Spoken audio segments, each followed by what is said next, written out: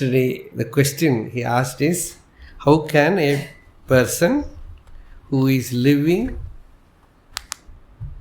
in the world and working for his livelihood, how can he practice self-inquiry, atma-vichara,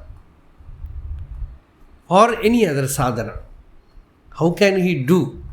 How can he spiritually progress? See, first of all, we have to know that everyone is living in the world. Even a sannyasi is living in the world. Even Bhagavan was living in the world, but not in the world. That is why in Bhagavad Gita, Krishna introduced this highest yoga in the center of battlefield. Not some IT company, not some school or college or house, but in the middle of a war field. It is possible because many people got awakened during Second World War and First World War also. Many. There are many stories where many got spiritually awakened in a while they were fighting, while they saw the dark side of life. Death was dance of death, as Swami Vivekananda used to say. One who is ready to watch the dance of death, to him Divine Mother comes.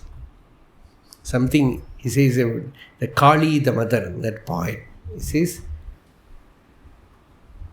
face that, worship the terrible, then only you will transcend the terrible. That is the line that comes. Worship the terrible, then you will transcend the terrible.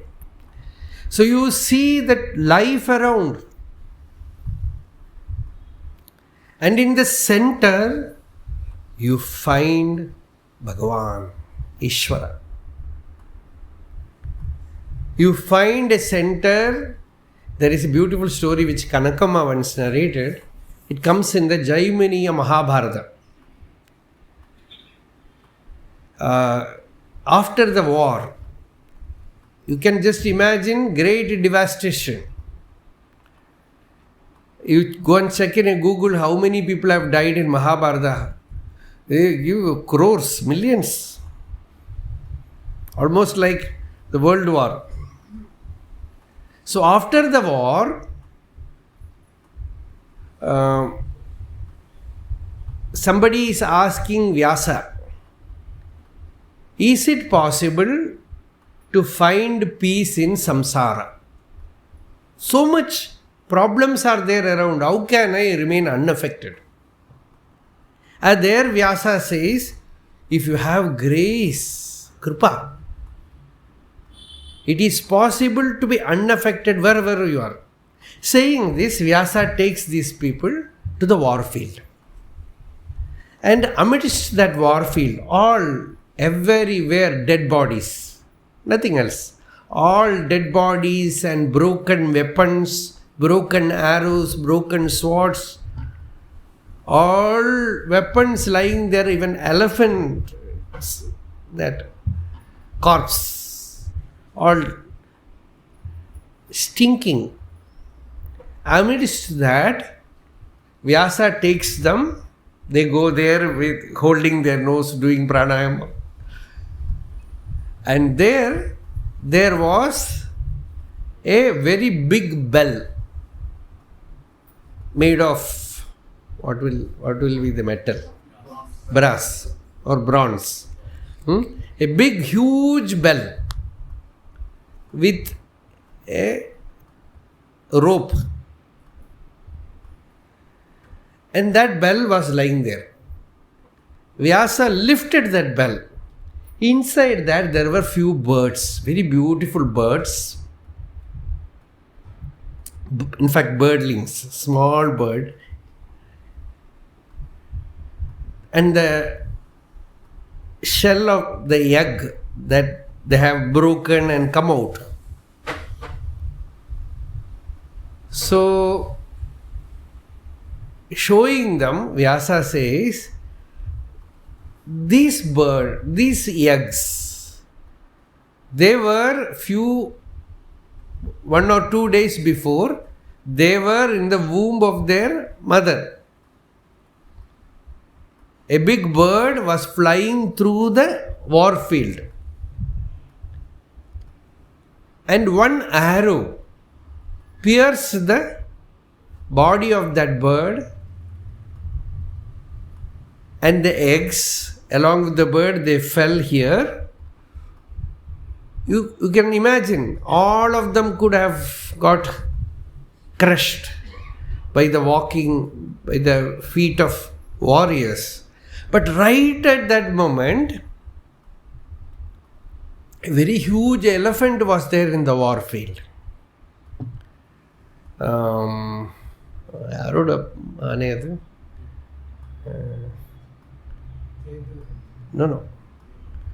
Very famous elephant, because the power of that elephant was Bhima could not defeat that elephant. So every day this elephant will give trouble to Bhima. Every day this one elephant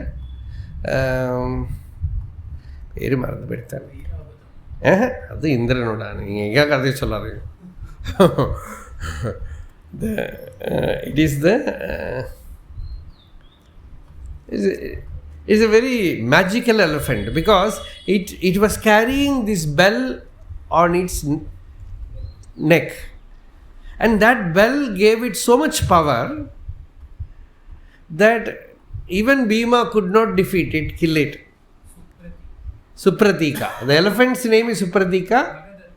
Bhagadatta, yes. The Bhagadatta's elephant.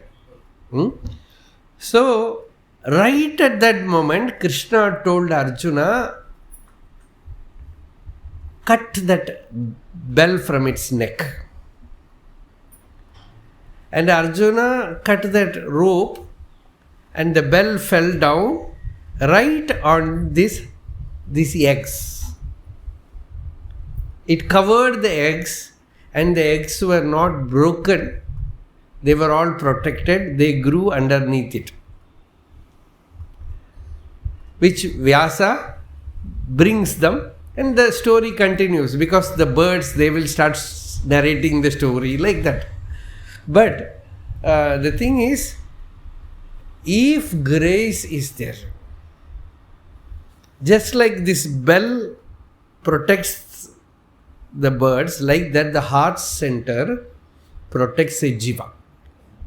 If a person knows how to rest in the heart, hrit sthale manas swasthata, as Bhagavan puts it, swasthata hrit sthale, in the heart's place, in the heart spot, there the person trains himself to rest, find rest. And that is bhakti. By bhakti also you can rest in the heart. Bhakti yoga istale manaswastada kriya bhakti yoga bodhasya nishitam. By surrendering to the omniscient, all-powerful being, the swastada, relaxation comes. Or by knowingly entering that center, the relaxation comes, jnana. Somehow finding that great vishranti, relaxation in the heart, one becomes absolutely free. So this is the center, the heart, the hridayam, and a person who has to work in the world. He has to find that whatever sadhana he can do. If he is not able to do Atma Vichara, Bhakti. See, a householder needs everything. Sometimes he should inquire and meditate when it is possible. Otherwise, he can cry before Bhagavan. When you are not able to do anything, just weep. Even Bhagavan in Aksharamanamala says, if you do not come and merge with me, I will melt my body in tears. Sherayanin mei neerai urugi kannira trajiven Arunachala. So tears are not the sign of weakness, it is the sign of strength. When a child cries, father becomes weak, mother becomes weak. Like that, when you really know how to cry, Bhagavan becomes weak. He has to somehow come and help you. Take the load, weight of your worldly life. That he will do. You should hold on to him. If you are not able to hold on to him by jnanam, hold on to him by bhakti. Bhagavan in Bhagavatam, in Ambarisha Charitram says, how can I leave my devotee? I will take charge of his family, his children, his wealth, provided he keeps me in his heart. Sadhavo hridayam mahyam sadhunam hridayam tvaham madanyatte na jananti naham tebhyo managapi. Ye daragara vittaptana. As there Bhagavan says, Dara means wife, Agara house, Vitta is wealth, Apta means his children, everyone. All that he has offered to me. And his strength is his connection to me, hold to me.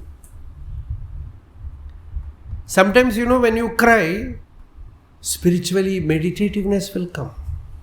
You will enter the heart. Sometimes some problem you are not able to solve. Answer will come from within in some form. Sometimes, Bhagavan will say, this is your prarabdha, endure it. It will come from within. The heart center means it is not simply inside. Sometimes you open a book, you will get the answer. Sometimes physically someone will come to you and will tell you, don't bother, I had this problem, your problem will be solved. Or someone will come and solve the problem for you. So the Hridayam is everywhere. Sarvabhuta Hridayam. Bhagavan is not simply your heart, he is the heart everywhere.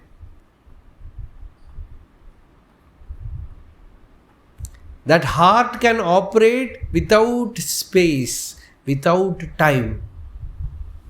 Anytime it can solve your problem or dissolve your problem. Solved problem means outsidely the problem will be solved. Certain problems will not be solved. It will be dissolved within. By jnanam. He will give you the jnanam. Tyagaraja Swami in one of his kirtanam says, Rama, I am offering you so many songs. You are accepting all my singing. But when I offer my trouble, when I offer my pain, you tell me, endure it. Endure them. And true devotee is one who is ready to endure. Rama, you tell me that, he says. So sometimes, that gives you great relief. Somebody has died. What can be done? What can you do? The jnanam gives you it does the great healing. Inwardly, not outwardly. So all problems are not, the problem has come to you to give you some message. It has come to you to give you some experience by which you have to evolve. You should be molded. But you need strength to endure it. That will be given. So, a householder in the world, he needs bhakti, and whenever the mind is very subtle, pure, then Atma Vichara is possible. Both he should hold. Even you see Bhagavan calls Arunachala as mother, father. He says, Arunachala, you are my mother, you are my father. Before I could fall into the sewage of suffering, you pulled me back, gave me your state. So this is bhakti. So you need bhakti outwardly, inwardly, ultimately you will get more and more centered. He will give you that strength to be established in the self, in the Atman, whatever may happen in life. So that we have to slowly move. Sadhana is not who am I, it is not japa, it is not bhakti. Sadhana is your life. Your entire life is sadhana. So, in G.V. Subbaramaya, one devotee, to him Bhagavan said, he had a lot of problems.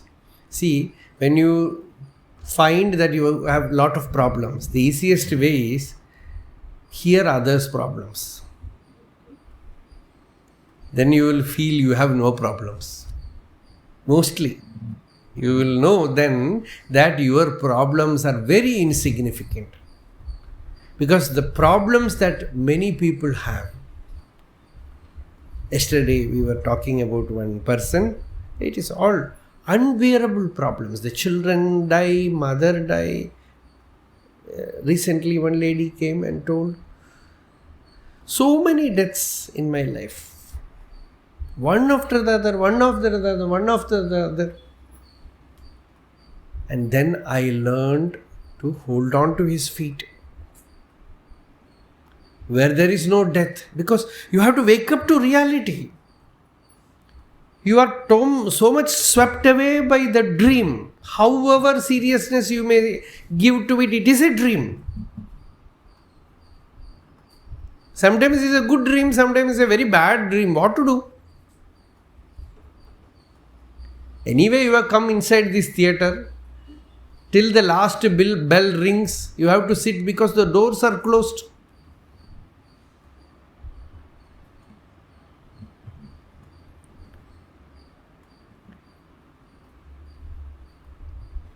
So, in whatever way you can, find samatha.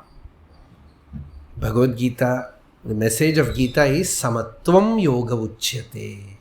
Find balance, find balance, find balance. By setting things aright, find balance. If you cannot set things put them in order, by moving away, becoming detached, find balance. Certain things you can set them, put them in order and find balance. If it is not possible, it will be in disorder, it refuses to come to order, then by nisangata. In Gita, Krishna says the only way to be free in the world is asanga, detachment. Bhagavan, through his life, showed that people will not listen what he says. They will show as if they are obeying Bhagavan. Many things will happen which he is not in favor of. But what to do? He will remain unattached. Asanga. So when G.V. Subbaramaya, who had so many problems, he narrated everything to Bhagavan. Bhagavan said, Ye empola irkapadada? He asked him, why don't you be like me? Then he said, Bhagavan, how can I like you? How can I be like you? Bhagavan said, why? See, I had so many problems because first he thought only family man has a problem. But Bhagavan started narrating what all problems he faced in the mountain, everywhere. And last, Bhagavan gave a Mahavakya. He said, don't try to escape from prarabdha. Even after knowledge, self-knowledge, what will a jnani, a jivan mukta do? Offer his body mind to prarabdha. Let the prarabdha look after the body mind. Why bother? Prarabdhaya samarpitam swavapuhu ityesha manisha mama. The person becomes absolutely free by offering the body to prarabdha. Prarabdha is a good servant. Let it look after. Why bother? Hum kare Rama Rama. As Tulasidas, one song is the Prarabdha Purva Rache, Piche Rache Sarira. It says Prarabdha was created first, then the body was created. Now, why should I bother? He says, let the Prarabdha look after the body, I will chant Rama Rama.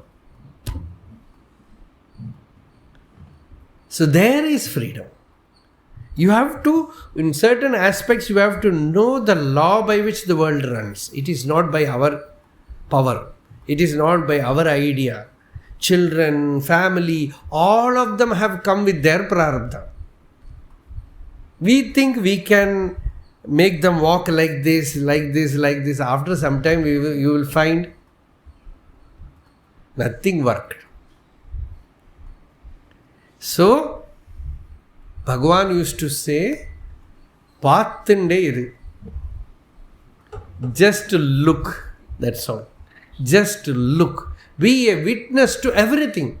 It is not their problem. Everyone has their prarabdha. You have to just look how you behaved with your parents. Then you will understand. They were saying something, but you had your own ways. It is not your mistake, it is your prarabdha. Somehow, you found their house for your birth. That's all. Doesn't mean that you belong to them or they belong to you. Everyone has come with their prarabdha. So once you know this law, we will forget. That is why this satsanga is. When I talk, I will remember. You can also remember. This is the way we keep this knowledge alive. This knowledge is the fire which every day you keep it alive so that you will not forget. Maya, Maya means what? It makes you forget. By giving you chocolate. Chocolate means what? What you expect suddenly happens, then you forget everything, get deluded, and you start thinking everything now I achieved. Suddenly she will give a slap. This is what Swami Vivekananda says. She will give slap after slap and you cry and she will put a chocolate in your mouth. And then start laughing. How nice is life, joyful.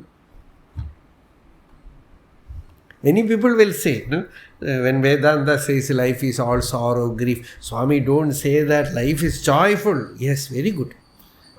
After few years, they will come with the same thing. Because these things will come like pendulum, one after the other. Sukha dukkhe same kritva, labha labho jaya jayau, tato yuddhaya yujyasva, naivam papam avapsyasi. As Krishna says, when sukha comes, dukkha comes, sama. Sorrow comes, happiness comes, sama. You remain in balance. Labha labho, sometimes you get profit, sometimes you loss. Balance. Jaya jayo, sometimes victory, sometimes failure. Balanced. With this stability, yuddha, you fight. Fight means what? Your prarabdha is your war. Whatever may be, that prarabdha do. Naivam papam avapsyasi. Papam is sin. Sin means what? You will not again grieve, suffer, go to misery. Hold on to this knowledge. Ramakrishna Paramahamsa used to say that a jnani is moving in life with unsheathed sword. வாழை கையில் வச்சுட்டு போகிற மாதிரி.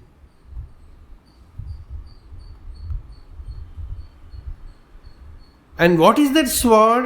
The knowledge, that alertness, that absolute vigilance. This is the way. And whenever you get time, take the mind inward. Try to keep it in the heart, quiet, still. Whenever suffering comes, whenever you are affected, ask, who is suffering? What is this I? Then you might get centered or not. Doesn't matter. Let the practice of taking the mind to the heart center continue. One day we are going to be successful. You will find that sannidhi inside, the presence inside, the divine chamber. Hridi visha manasa, the mind will enter the heart. Then there will be chittam kulira, the mind will attain that great coolness of peace, shanti, shanti, shanti. Arunachala Shiva, Arunachala Shiva, Arunachala Shiva, Arunachala. Tomorrow we will continue.